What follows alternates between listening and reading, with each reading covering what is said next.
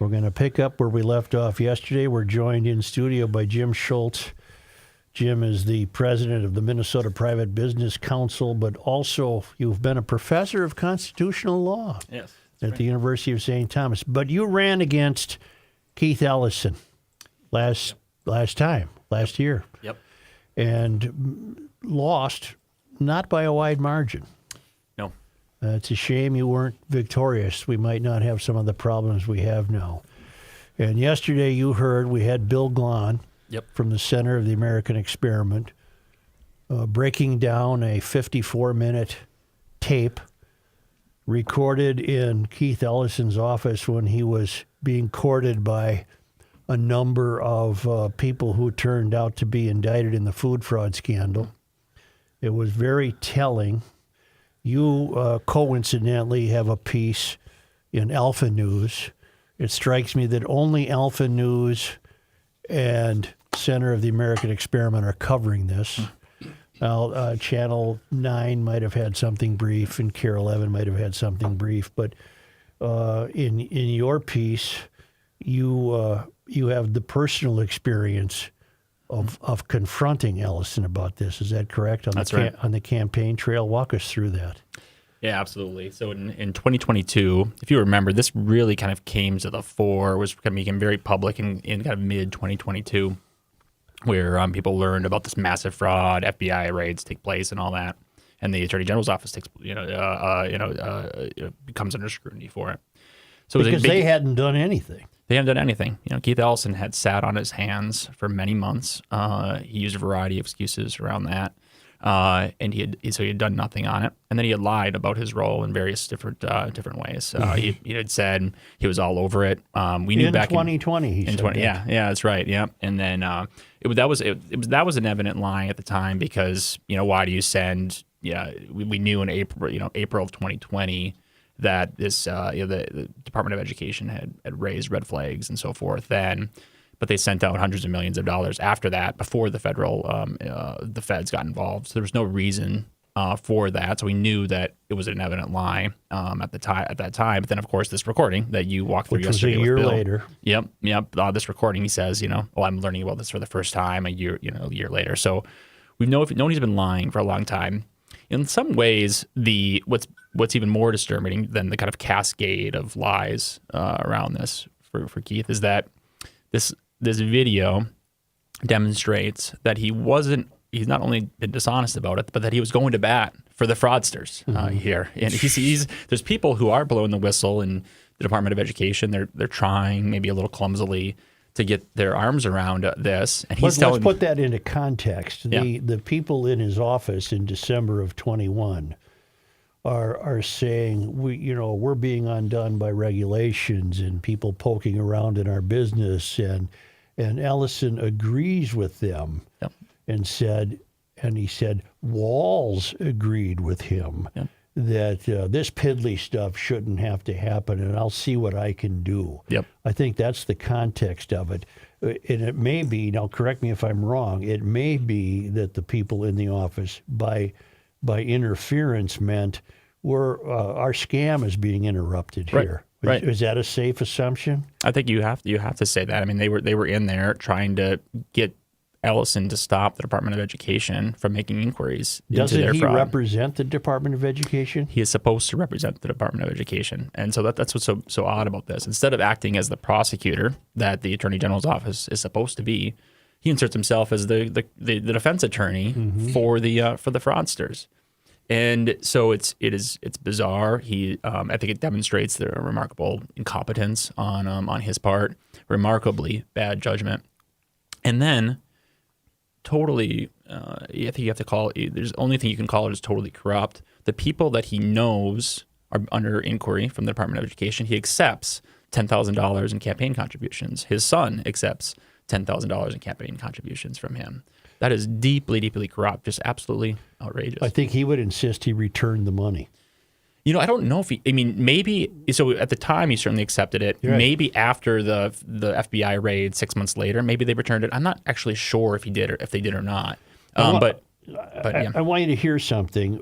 We're making every effort to reach Keith Ellison, I think it's important for Keith. He should appear on this show. He presumably won't. So what we did is we used some people who his office might respond to far better than they would to me. Sure. Because if I just called them cold, I don't think they'd give me the time of day. And I want you to hear. Now, what am I going to hear here? So I was given the contact information. Well, we have a friend who's in the know, and that fellow is held in higher regard than I am with these people. So we called him and said, who can we contact? That's great. So I contacted a gentleman by the name of John Stiles. He is the Deputy Chief of Staff for Attorney General Ellison, and I gave him a call, and I was informed he will hate, by our friend, he will hate getting contacted by you. He is married to Javier Murillo, who is the godfather of Peggy Flanagan's daughter, who Ellison just endorsed for the U.S. Senate. It's beyond crazy. It's just a great big family picnic, isn't it? Yeah. That's right. Like That's a potluck. Oh, it's just amazing. That's right. It's just amazing. And I want to, before you resume, I want to. By the way, I'll hold my breath while I await that return phone The invitation to call. Ellison stands.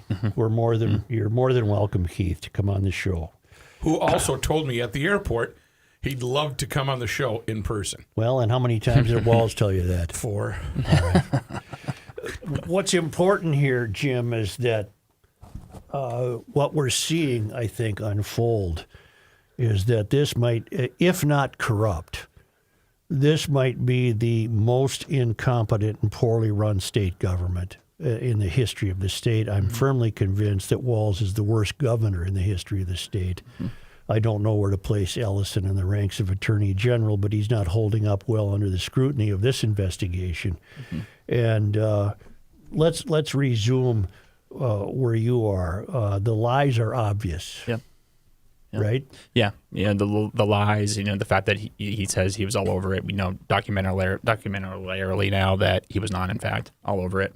He said in 2022 a series of things that we knew to be untrue. For example, he said, well, they had to keep sending out the money because a federal judge told them to do so. Wrong. Totally rebuked by the federal judge on that. He said, well, the FBI made us continue sending out the money. That's wrong. Also wrong. The FBI doesn't tell people to send $200 million out to thieves. And then the other piece of it that he lied about is that he couldn't really tell the full truth about it because it was attorney-client privilege, which is, again, totally false.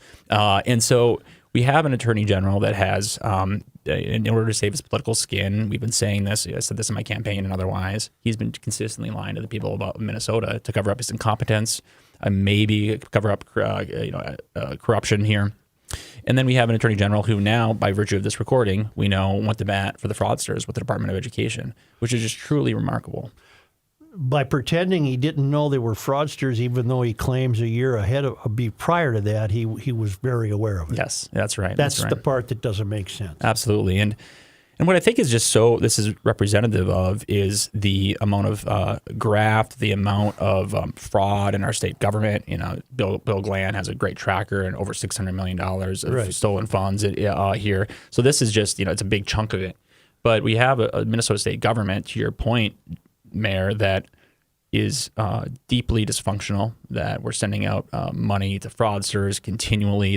There aren't systems in place. There aren't people in place that insist that public funds be used for appropriate dollars, that Minnesota's taxpayers are protected, and this is going to continue. And I think every month, sometimes it's every couple of weeks, we've got a new Medicaid fraud, a new Medicare fraud, child care fraud, autism fraud, absolutely. And we have an Attorney General's office who is they haven't done totally a damn thing about any of this. Absolutely, and in this case, went to bat for the fraudsters. Just absolutely unbelievable.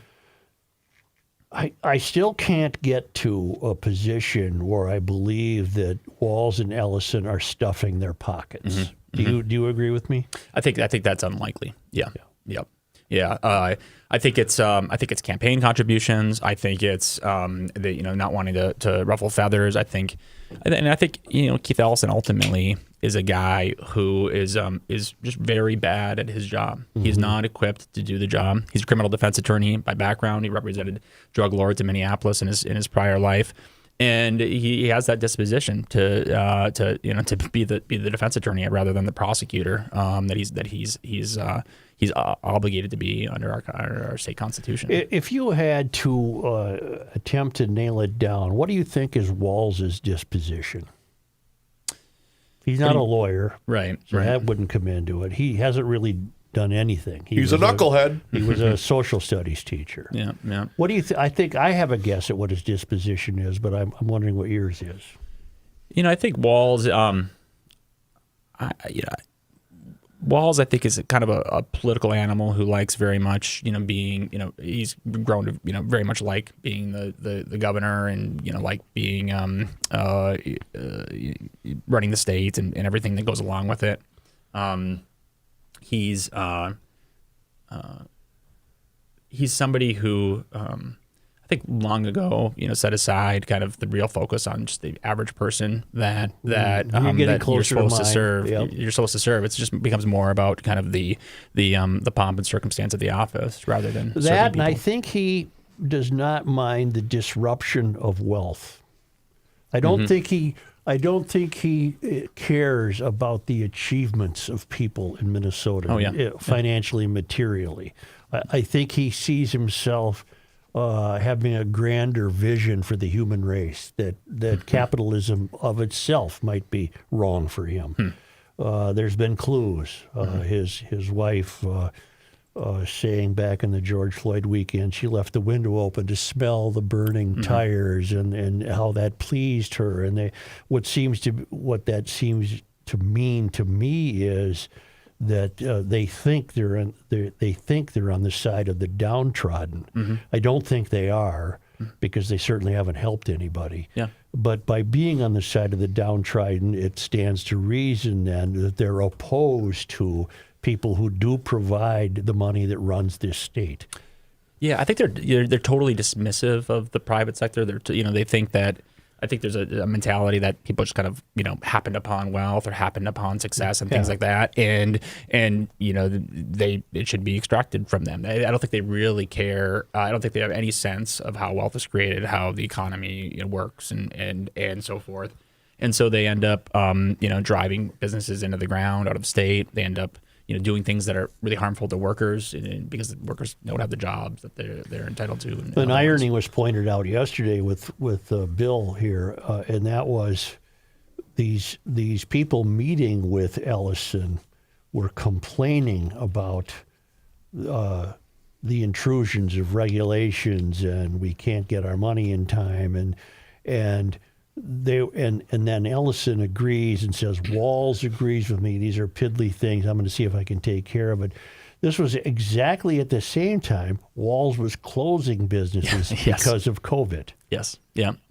Legitimate businesses were being shut down by government decree under Walz's executive authority, while at the same time his attorney general is courting people who are begging him to make it easier to have their businesses open. Absolutely. I mean, the attorney general's office was so aggressive in closing down businesses through COVID, even ones who could safely operate and otherwise. And this conversation with known fraudsters, this is the first instance I can think of where Keith Ellison has found any regulation that he dislikes. I mean, and suddenly he sounds like a free market guy that wants to get the government out of small businesses way and so forth. So that is a remarkable irony pointed out by Bill there. It's at the end of the day, Keith Ellison, you've got him as being somebody who's deeply dishonest. We saw that in spades and the Feeding Our Future thing. You got somebody who's deeply incompetent, and you see that here. And then you got somebody who is politically extreme. I mean, he's a hard leftist. He always has been since his time in the state legislature to Congress and otherwise. The guy who tried to be the deputy at the DNC. I mean, he's a militant, hard leftist.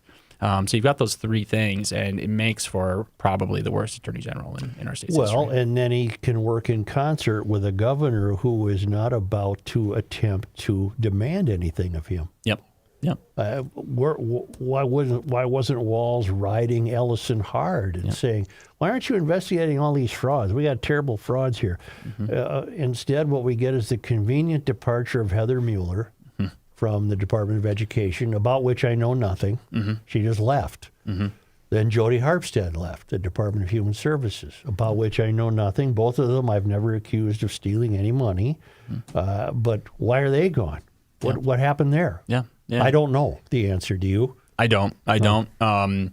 And why hasn't anybody been fired? I mean, the massive, Nobody's massive been held dysfunction. responsible. 100%. There's been no consequences. 100%.